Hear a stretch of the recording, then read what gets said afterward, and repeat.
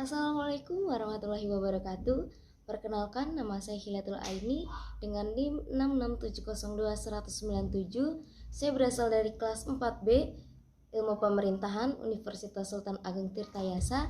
Saat ini saya sedang mengampu mata kuliah Sistem Kepartaian Indonesia, di mana saya saat ini akan membahas terkait party financing atau pembiayaan partai politik, mulai dari sumber, peraturan, dan lainnya. Selamat menyaksikan. Baik teman-teman semua, sebelum masuk ke dalam materi, saya ingin bertanya dulu kepada teman-teman.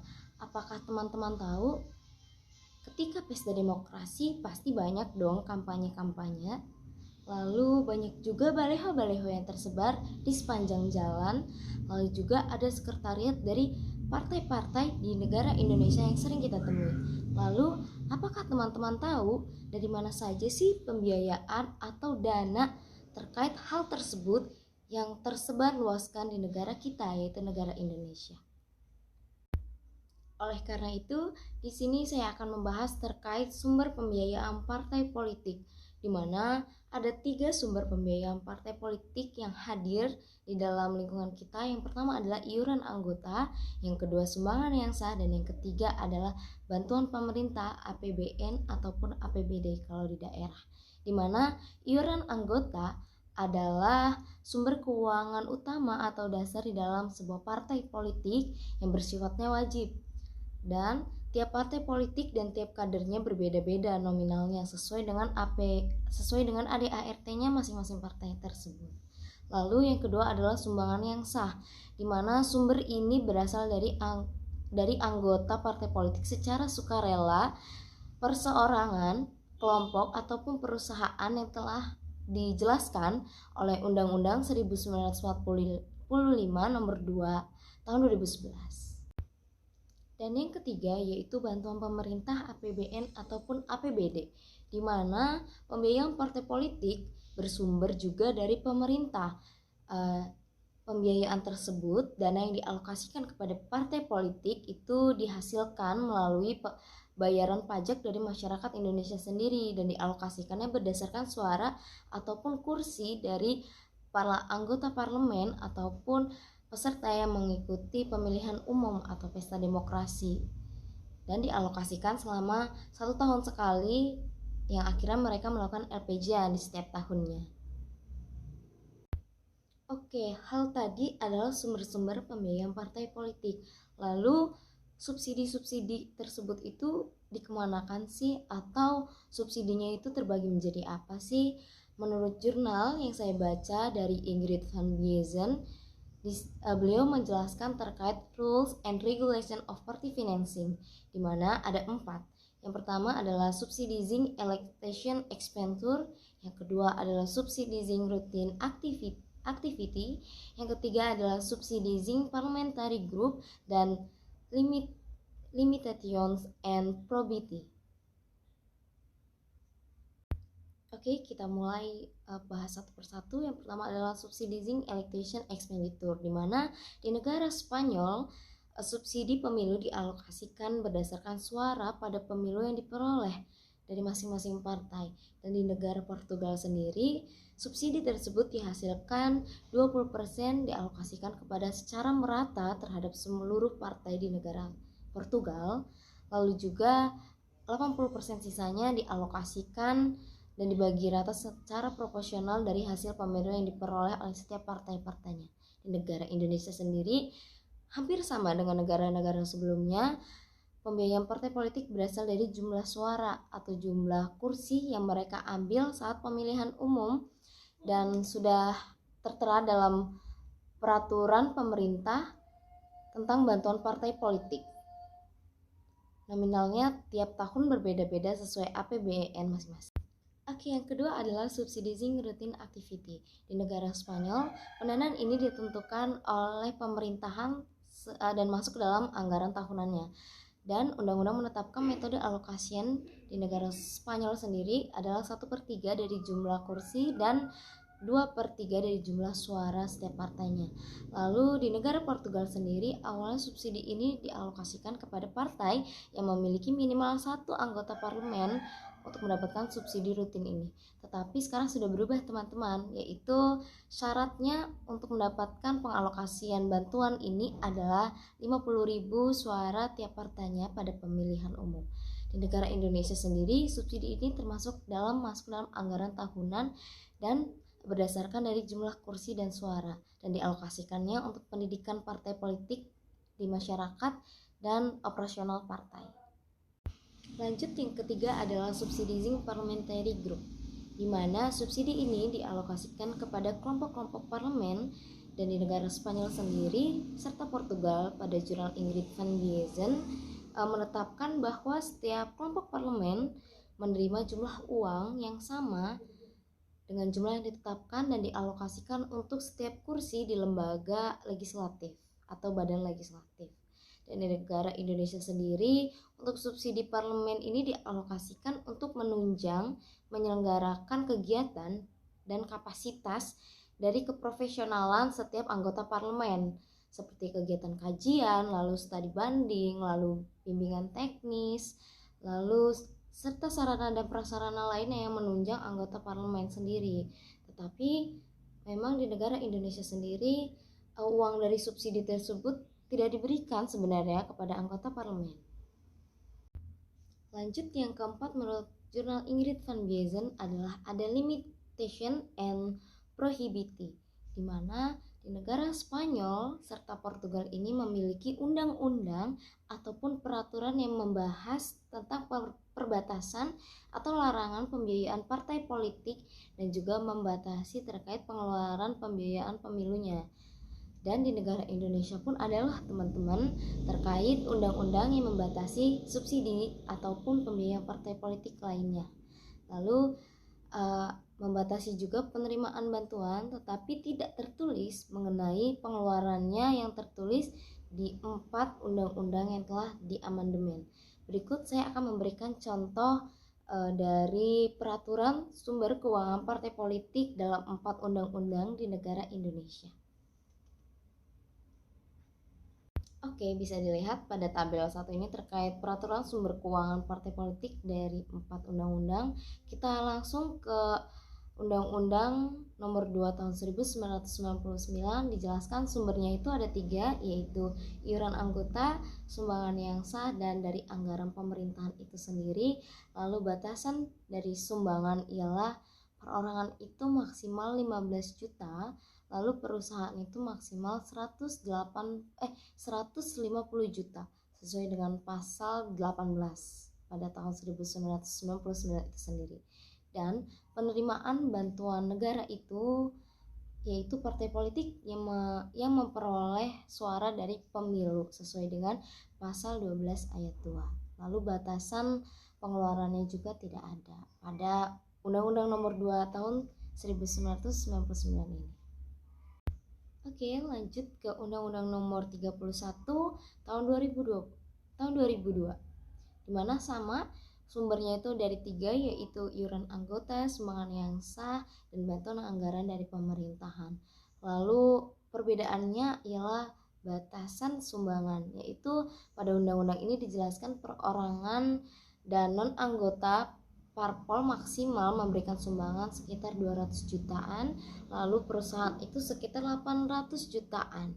Itu maksimal ya teman-teman. Lalu juga penerimaan bantuan dari negara dari sumber pembiayaan tersebut yaitu partai politik yang mempunyai kursi di DPRD ataupun DPR sesuai dengan pasal 17 ayat 3, sama seperti sebelumnya juga.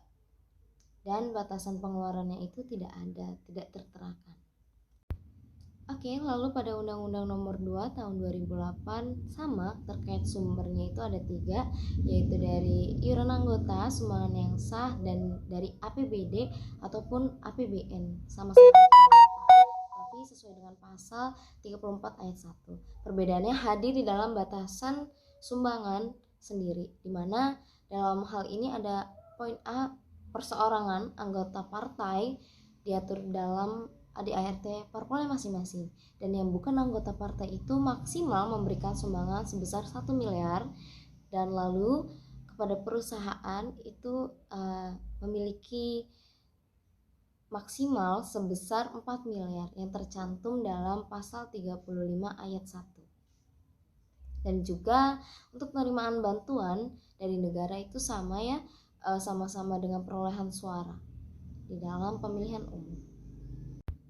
Oke, lanjut terkait Undang-Undang Nomor 2 Tahun 2011. Di sini sama tetap teman-teman, tidak ada jauh bedanya, tetapi kembali lagi perbedaannya adalah batasan sumbangannya itu, yaitu di dalam Undang-Undang Nomor 2 Tahun 2011 ini perbedaannya hadir di dalam sumbangan, di mana perusahaan itu maksimal 7 miliar yang sebelumnya pada Undang-Undang Nomor 2 Tahun 2008 itu perusahaan itu maksimal 4 miliar. Perbedaannya hanya itu. Untuk sumber pendanaannya sama, ada iuran anggota sumbangan yang sah dari dan juga dari APBN serta APBD, dan pengalokasiannya juga dari pemerintah, yaitu terkait partai politik yang memiliki suara ataupun kursi di dalam pemerintahan atau badan legislatif. Hal tadi merupakan peraturan serta batasan-batasan di negara Indonesia. Kita lanjut ya teman-teman, menurut jurnal Ingrid van Biezen, di sini juga kita akan membahas tentang the practice of party financing, di mana ada dua. Yang pertama adalah financing routine activity dan juga ada financing electoral campaigns. Ini bakal ngejelasin terkait financing routine activity. Kegiatan rutin di dalam partai politik biasanya ngapain aja sih? Praktek dalam subsidi yang sudah dijelaskan tadi. Oke, di sini dialokasikannya kepada beberapa kegiatan, teman-teman. Setiap partai pasti beda-beda. Tapi biasanya adanya sosialisasi dan kaderisasi dalam partai politik, karena itu merupakan pendidikan partai politik ya. Selanjutnya adalah adanya rapat munas atau rakernas di dalam partai politik. Yang kedua terkait financing electoral campaigns, di mana kampanye pemilu adalah sebuah aktivitas peserta pemilu ataupun pihak lain yang ditunjukkan peserta pemilu memberikan pertanyaan ataupun meyakinkan peserta-peserta lain untuk memilih serta menawarkan visi misi serta program kerja, memberikan citra yang baik kepada tiap-tiap pasangan atau pelaku politik pada pemilihan umum. Tetapi pembiayaan untuk kampanye pemilu pada negara Spanyol serta Portugal ini menunjukkan fakta bahwa keduanya mendapatkan dana besar bukan dari negara, melainkan dari sumbangan tiap individu ataupun kelompok di dalam parlemen. Sama seperti negara Indonesia juga, untuk pembiayaan kampanye negara tidak membiayai, tetapi biasanya paslonnya masing-masing yang membiayai serta memberikan alokasi atau memberikan dana dari partainya masing-masing. Nah, hal ini menjawab terkait pertanyaan di awal saya seperti baleho dan lain sebagainya, itu dari mana sih uangnya, yaitu dari masing-masing sumbangan perorangan ataupun kelompok-kelompok parlemen ataupun partai itu sendiri yang membantu para pelaku politik ini yang akan terjun di dalam pesta demokrasi. Dan uang kampanye tersebut untuk apa sih? Yang biasanya itu digunakan untuk baleho, bendera dan lain-lainnya. Dan di sini saya memiliki contoh penggunaan pembiayaan kampanye beserta totalannya pada laporan penggunaan dana kampanye pemilihan presiden tahun 2014, yaitu Prabowo Subianto dan Hatta Rajasa serta Jokowi JK. Tadi dijelaskan dalam tabel ini terkait pengeluaran operasional itu seperti apa, pengeluaran modal seperti apa, pengeluaran lain-lainnya, serta saldo rekening khusus pada kampanye Pilpres tahun 2014. Dan di sini saya juga akan membahas terkait hasil rekapitulasi suara pemilu legislatif 2019, karena dari ini pengalokasian dana politik dari pemerintahan bisa dicairkan kepada masing-masing partai. Di sini saya akan mengambil contoh di tahun 2019, di mana dari 16 partai yang memiliki suara sah yaitu 126,38 dan dikalikan suaranya itu per suara adalah 1000, maka dihasilkan bantuan pada pemilu tahun 2019 dari pemerintah adalah 126,38 miliar rupiah untuk partai politik, teman-teman. Oke teman-teman, terkait tadi kita sudah membahas sumber-sumbernya dari mana saja bantuan tersebut, lalu pengalokasiannya untuk apa saja bantuan dari dana politik ini. Apakah sudah seperti itu aja negara Indonesia menggelontorkan kepada partai politik? Tentu saja tidak dong. Pastinya negara Indonesia harus memiliki peraturan terkait adanya laporan pertanggungjawaban atau transparansi dari setiap partainya. Di sini saya akan memberikan contoh terkait laporan pertanggungjawaban dari dana bantuan partai politik dari PKS, yaitu realisasi penggunaan dana bantuan keuangan partai politik, yang menjelaskan terkait pendidikan partai politik itu diberikannya berapa juta per tahunnya, lalu juga terkait keperluan ATK atau operasional partainya itu seperti apa yang tertera pada contoh laporan berikut. Nah teman-teman, hal tersebut sudah tercantum dalam Peraturan Menteri Dalam Negeri Nomor 36 Tahun 2018, Peraturan Menteri Dalam Negeri Permendagri Republik Indonesia Nomor 78 Tahun 2020 tentang perubahan atas tentang tata cara perhitungan penganggaran dalam anggaran pendapatan dan belanja daerah, dan tertib administrasi serta pengajuan penyaluran laporan pertanggungjawaban penggunaan bantuan keuangan partai politik, yang akhirnya laporan tersebut nanti akan diberikan serta diperiksa oleh Badan Pemeriksa Keuangan atau BPK, ataupun biasanya di daerah yaitu kepada Kesbangpol, Badan Kesatuan Bangsa dan Politik. Di situ tiap partai politik melakukan LPJ-an tiap tahunnya dan dicek teman-teman. Nah, itulah teman-teman pembahasan terkait pembiayaan partai politik, di mana sumber-sumber dari partai politik itu ada 3, iuran anggota, lalu sumbangan yang sah, dan juga ada dari pemerintahan APBN ataupun APBD.